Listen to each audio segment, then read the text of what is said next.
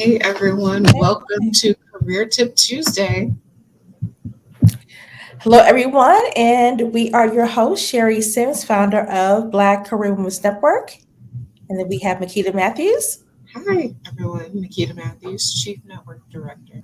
And for those of you who are just tuning in, Black Career Women's Network is a career development organization that supports the professional development of Black women. And since 2012, we have been helping thousands of women across the country to support them and with providing them with tools and strategies to help them to create the change they want to see in your careers.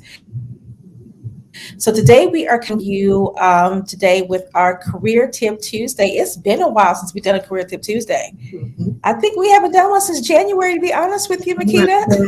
Yeah, it's been a while. It's been a So while. I see we've got some people who are dropping in to say hello to us. So if you could just let us know where you are tuning in from, we would love to know. This always keeps us, that way we always know where you are. So I see a LinkedIn user saying good afternoon. I see Misha and Cecilia, Lakeisha and Sunny. Where are you all tuning in from? And happy Tuesday to all of you as well. Hey, Darcel. Hello, good morning or good afternoon. We're so glad to see all of you. All Lee right. Sims.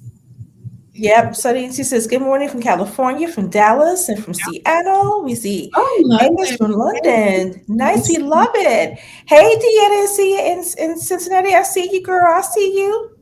You make sure you Jersey. come to the Mentor Summit. Yeah, All if right. you are in Atlanta, connect with me. We have a mentor summit, which we'll talk about later, of course. All right, fantastic. We're so glad to see you all tuning in. So it has been a while since we have come to you with the Career Tip Tuesday. So I see, we got look. Shout out to Natalie over inside of our in the community. She is tuning in from Toronto, Canada. So Natalie, thank you. We see you, lady. We see you over in our community. We're glad you're tuning in. All right, so we're here today we're talking about what do we want to talk about today, Nikki and I. Okay, we got a little bit of short time, but we both Yeah, have a hard stop at 1 o'clock, so we're gonna make this quick. yeah, But we wanted to talk about assessing your tribe that's right. That's right. That's right. today. We all know that our tribe, our career tribe, our personal tribe, all important, but we are here to talk about assessing your career tribe as we matriculate through the different levels of our careers, different responsibilities. We have to always assess and reassess, who's in our tribe. So, Sherry, you want to give a little bit more information about how we Yeah, so when we think about assessing a tribe, a lot of us probably now are working in hybrid roles, right? Where we're working, we may go in a couple of days a week, and then the rest of the week we're working from home. So we have to kind of reassess what our tribes look like, right? And with especially with it being post-COVID society now, the way we connect is still very different. We're not really going back to connecting the way that we used to. So we also kind of have to reassess the systems and the circles that we have around each other.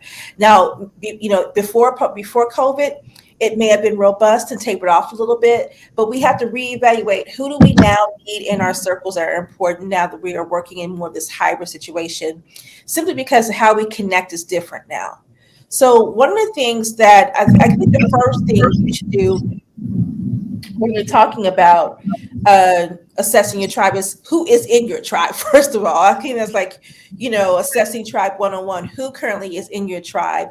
And the second thing I think is who do you need in your tribe, right? So who's currently in your tribe, and then second, who is currently in your tribe. I mean, who's there, and who do you need, should I say, who do you need in your tribe? So I'm going to say this, and Makita, you can kind of back me up if you want, or agree to disagree, because we have those moments, which is okay. I always say that we need to look at, I'm a big component of having multi-generational types of people in your tribe, right? So for me, I wouldn't want all the women in my age group in my circle. I want women who are younger than me, because I can learn from them as much as they can learn from me, and I want to be open to that. So for me, it's not just about industry people too. I want people who are not also in my industry, because I get other perspectives from them, and I learn about what's going on in their industries too, which educates me, and find out that maybe there could be some similar things that goes on, and also I may find some ways that I can support myself and elevate within the workplace. So what's your thoughts about that? No, I agree. I agree with you 100%. And I would have to say, as a younger professional, I don't have any option but to have a multi generational tribe, right? And I value, the perspective of those who have been in my area for a longer term of time, as well as those who are in a different area, that's just got, maybe a finance background or a supply chain background. So I would agree with you 100%. And then I think as we have the next question, which is who do you need in your tribe? Now that we're in this post-COVID space, you need to think about who do you need in your tribe as of now, right? Who's important to have in your tribe? My list would be someone who's I would love to always have someone that I reported to before as a former boss, because they also, if they're at another elevation level than me, then that also gives me another insight. And two, because they've worked with me before and if we no longer work together, I can still go to them with some challenges I could be facing because they know my work style because they've worked with me before. As me be reporting to them, it gives me a whole nother insight. So I do believe that if you have someone that you have reported to before and you had a great relationship with that leader, stay in contact with them, because it does really give you another I guess I say, perspective, should I say, to think about if you have some questions or need advice because they've worked with you before and you have good rapport. So if you can, and you have a good relationship with a former manager, they should be in your tribe as well if it's somebody that you can trust. Yeah, I agree. I agree. I think really there's two ways to approach this, and both of these sort of people should be in your tribe. It's what you need, be it they can help you get to where you want to be next in your career, be it they have some skill set that you don't have, et cetera, et cetera. But to Sherry's point, maybe you have a certain skill set or somebody that you always had a good working relationship with, but maybe you've served them in a way. Keep those folks in your tribe as well, because just because you never work with them anymore, or maybe you've moved, doesn't mean that you can't continue to serve, because serving, of course, as we all know, is extremely fulfilling as well. So think about what you need, but how you can continue to serve as well. I think another person that you should have in your tribe is not just someone who is a former boss that you've had, but and we always think about our current colleagues, but think about that second tier person that you may not necessarily work directly with, but you still have an impact on in the work that you do. So they may be what we call the internal client, but the internal client is someone, they may not directly work with you on a day-to-day basis, but they still can speak to your performance, or they can speak to an experience they've had with you, whether it's project based, whether it's how you communicate with them, or how you've been able to help them to deliver an initiative. So having that second tier person that does not directly work with you also is good to have in your tribe too. One, because they can speak to this. If you ever need a reference, they could be good to kind of give that other perspective to you as well. But then here's the thing too. I always say every connection that we have at some point, if we're keeping solid people in our tribe, everybody's always a lead to another opportunity. So if they may know someone in another role that say, hey, I know someone who'd be perfect for this. So also think about how you are that resource, but they're a resource in that area too. That's right. Good point, Sherry. The next one I would say is have at least 3 to 5 people in your circle. And the reason why I say that is again, because you want various perspectives, different levels of people who are in their various places of careers, and possibly even in different industries. Do you agree with that, Makita? I kind of do, but then that's just me. You can build your circle how you want to build it, but think about the long term. I do, there's something to say about having a well-rounded tribe, a well-rounded circle. We can get stuck in gravitating towards the people whom we're very similar, who are, similar as it relates to skills, mindset, etc.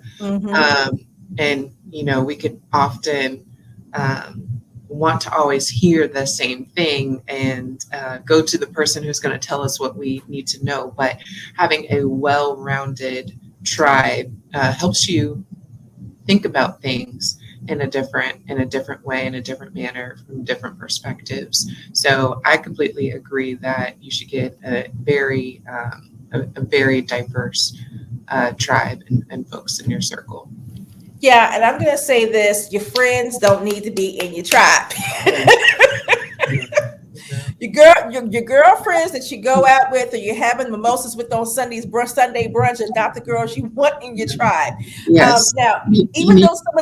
even though they may be in the industry, you need other perspectives. Don't you agree, Makita? That's right. You need people who are going to be objective with you. You do. Mm-hmm. You do. And, we love our friends to death, even like Sherry said, if they're in the same industry or the same role or what have you. But, we're emotionally more tied and connected with those folks. And, Mm-hmm. Yeah. the priority is typically keeping that relationship, right? But, your tribe, your circle, I think our wonderful, lovely Marcia Haygood loves to call it a board of directors. They want to see you get better by any means necessary, so, our feelings and, our emotional side, yes, they're going to take that into consideration, but they want you to get better. And so, um, uh, I agree with you 100%, Cherry. I'll just say that. I'll keep that there. But look for some objective folks. Yes, and I'm gonna say this. I know that Marsha Hager, she's one of our favorites and has been a long time partner with BCWN for a long time. And I love what she always talks about, how we need to see, what we need to see each other, or what's it she says, help each other win. We always Yes. want to help each other win. But here's the thing: when it comes to the people in your tribe, you want people who can help you win in your tribe. Now, we're saying it is a two-way street. Don't get us wrong. It is a two-way street. But you do want people in your tribe that genuinely want to either help you win. They want to see you. They want to see you successful. They want to see you win. And that's hugely important. Yeah, it is going to be a what's in it for me. So there probably is going to be a two-way street in terms of supporting each other within the circle. But at the same time, you want people in your circle who genuinely want to see you win. For sure. Absolutely. And I see some comments here. Yeah, thanks for saying that. 'Cause I was going to ask the same thing too, Makita. Who's currently in your tribe? And some of you may not even think about this from that perspective, right? I know Makita and I deal, and I will be honest. I probably don't reevaluate my circle till it's like I don't hear from somebody for about a year. I'm like, okay, I might need to reevaluate if we still need to be connected. So and that's kind of my protocol, which we all should have one. Do a couple of touch bases, send out an email, say, hey, just checking in. How have you been? Let's schedule a Zoom call if you're virtual, and let's catch up, or local, let's go meet for coffee and catch up, right? And if and then you can gauge it to see if their life has changed a little bit, because if it has, they may not have time for that anymore, and it might be time to move on in terms of reconnecting or bringing someone else into the tribe.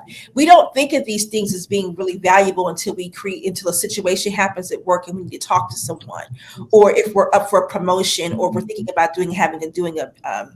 having a big job change, then we're like, oh man, I really need to talk to somebody about this. So I think we need to think about, how do we have this circle of people that we talk to and we engage with and connect with on a regular basis, and kind of create camaraderie amongst these people, and making sure we're not just calling because we're in a work crisis, or I have a situation where I need to make a decision, or I'm ready to get the hell up out of here. I need somebody to update my resume or what have you. So thinking about it from that way. So Thais, I hope I am saying that right. I'm sorry if I'm not. She says, my tribe always has someone who I know will hold me accountable. Yes. Yeah. That's important. Absolutely. Yeah. You need them to hold you accountable. I love it too, because you need someone. And here's the thing. I believe that there should be a mix of personalities in your group too, right? So your tribe shouldn't be so formal where you cannot be yourself, right? You do want it to be a little bit of where you can still bring out a parts of your personality that you may not necessarily show in the workplace, but you can show that to this group of people, professionals that are in your circle. So that way you can still feel free to cut up a little bit and then still be able to learn and grow, and then also give that back to them as well. Right. All right. Uh-oh, I think Keisha, did we have hers up? There we go. So Keisha says, do you recommend having an HR/recruiter person in the tribe to navigate the course? I kind of like that. Yes. It depends on what your end goal is, honestly. If you just want someone in recruiting or HR recruiting in your circle because you can learn from them, then I get that. So again, it's you need to just, it really is about why you want them in the circle, and then making sure it's a win-win for both of you. Yep.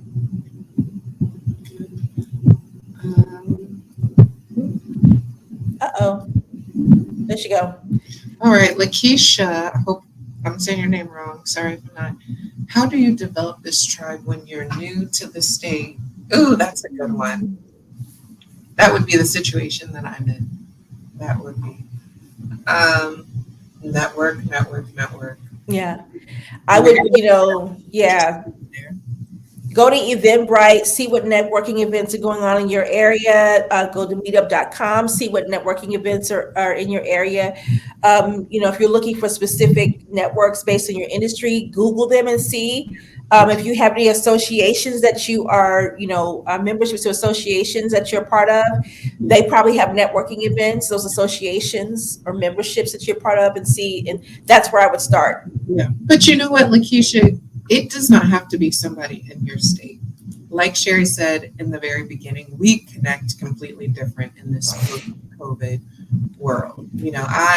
I'll go back to Marsha Haygood. I call her my career auntie, and she is, sometimes in the Northeast and sometimes in the Southeast, right? But she is a huge asset, and somebody whom I know I can always get advice and wisdom from. And she's not in Georgia. So think about, getting to you in person physically, that's important to have that connection.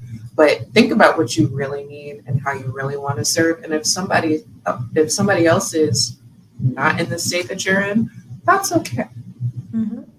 Yeah, I have a link to use that says meetup.com, like we said. Also, Chamber of Commerce events are good. Your regional chambers, your local chambers, the Black chambers, little small community chambers, which is exactly right. It looks like Portia was asking for recommendations on the best way to start or find a tribe. I would say starting with her industry circles first, and then but sit down and think about who you want in there too. You may want to start with one person or two from your industry, but then who else do you feel like would be a good fit to be in your circle? Or if you no longer want to be in your industry, and part of the reason why you're trying to find a tribe is to leave your industry, think about the industry that you're trying to get into. It's right there. True. Now, Monique says definitely have a small tribe, and we are all in different lanes. I like that. This helps us bring perspectives we might have seen. Beautiful. Yeah, that's perfect, Monique. That's really the purpose for it, right? Is to make sure you all are in different lanes. You're bringing different perspectives. But again, I always feel like whatever circle tribe you have, you need to be able to be you, authentically be you in that circle as well. Can you build your tribe from networking on LinkedIn? Yes, I met Sherry on LinkedIn. I reached out to her about 9 years ago. 10 years ago. Yeah. Mm-hmm. Yeah. All right. I think we have time for maybe one more. Carolyn, maybe. Carolyn, yeah. So she says, "Hi, Carolyn."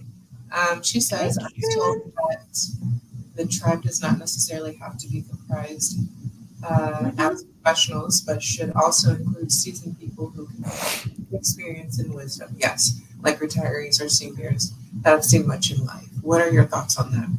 Agree. Yeah, we talked about that early, Carolyn. I'm not quite sure if you tuned in when we first started the conversation, but absolutely is that, you don't want nor do you need everyone to be in your same industry. Again, I think it was one of our viewers who just said earlier about how everyone in her circle, they're in different lanes, and you want that for different perspectives. But again, it's about who you feel like you need in your circle too. That's gonna be beneficial to you. And again, the whole goal is that we want, and we go back to what Marcia says about helping each other win, right? Is that we're all helping each other win and making sure that's the mindset that of you and also the people that are in your circle as well. And I think we've got like a couple more we can answer before we wrap up. And then Carolyn says, how should we complete these assessments? That's a good question. That goes back to your core values, Carolyn. You have to think about what your core values are and see if the people in your tribe are in alignment with those values. So that's about you assessing what's important to you. What do you stand for as a professional? Yeah, take And then some time that's out and sit down for an hour and write that stuff out. And if you don't, you're more than welcome to join BCWN. We have a whole slew of assessments that can help you work through that. We also have what we call getting clear in your career goals, and it has a whole section of going through different type of core values and kind of putting in your top 10, then narrowing down your top 5. So we have tools that can help support that if you want a little bit of, if you want a little bit of help with that. Yep, yep, yep, yep. Well, it is 12:55. Monique, I think you will be the last one. Thank you for the space. As a filmmaker, it's rare to meet women near me to network with. So virtual is how I'm able to do this.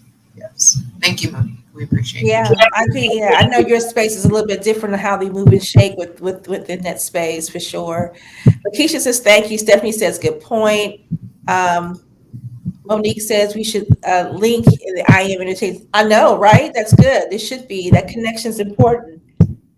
And then Dion says, I have a cosmic enlightenment tribe. I love a cosmic enlightenment tribe. I like that. Thank you for sharing that, Dion.